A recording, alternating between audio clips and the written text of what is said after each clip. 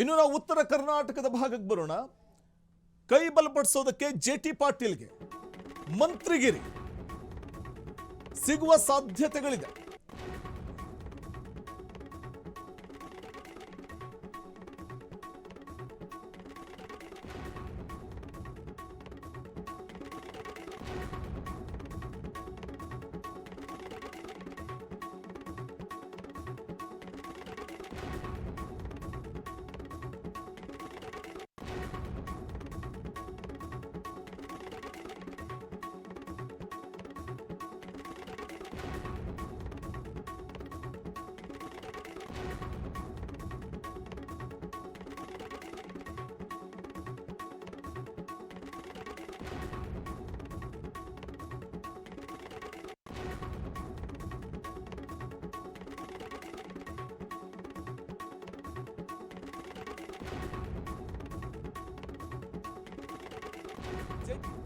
ಮಂತ್ರಿಗಿರಿ ಸಿಗುವ ಸಾಧ್ಯತೆಗಳಿದೆ.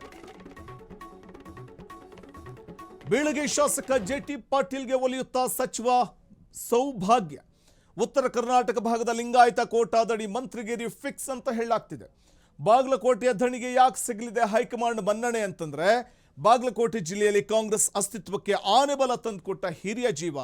ಸೊ ಹಾಗಾಗಿ ಈ ಹೊಸ ಮುಖಗಳಿಗೆ ಆದ್ಯತೆ ಸಿಗಬಹುದು.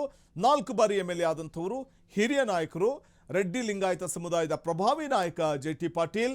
ದಶಕಗಳಿಂದ ಪಕ್ಷಕ್ಕೋಸ್ಕರ ನಿಷ್ಠೆಯಿಂದ ದುಡಿದ ಬೀಳಗಿಯ ಜನಪ್ರಿಯ ನಾಯಕ ಇವರು. ಉತ್ತರ ಕರ್ನಾಟಕದಲ್ಲಿ ತನ್ನದೇ ಆದಂಥ ಅಸ್ತಿತ್ವವನ್ನು ಹೊಂದಿದ್ದಂಥವರು ಮತ್ತು ಕಮಲಕೋಟೆಯನ್ನು ಉರುಳಿಸುವಲ್ಲಿ ಡಿ.ಕೆ.ಶಿ ಮಾಸ್ಟರ್ ಪ್ಲಾನ್ ಮಾಡಿದ್ದು. ಸೊ ಪ್ರಮುಖವಾಗಿ ಜೆ.ಟಿ. ಪಾಟೀಲ್ ಅವರನ್ನ ಕ್ಯಾಬಿನೆಟ್ಗೆ ತೆಗೆದುಕೊಂಡ್ರೆ ಖಂಡಿತವಾಗ್ಲೂ ಆ ಭಾಗದಲ್ಲಿ ಕಾಂಗ್ರೆಸ್ ಅನ್ನ ಭದ್ರಪಡಿಸಬಹುದು.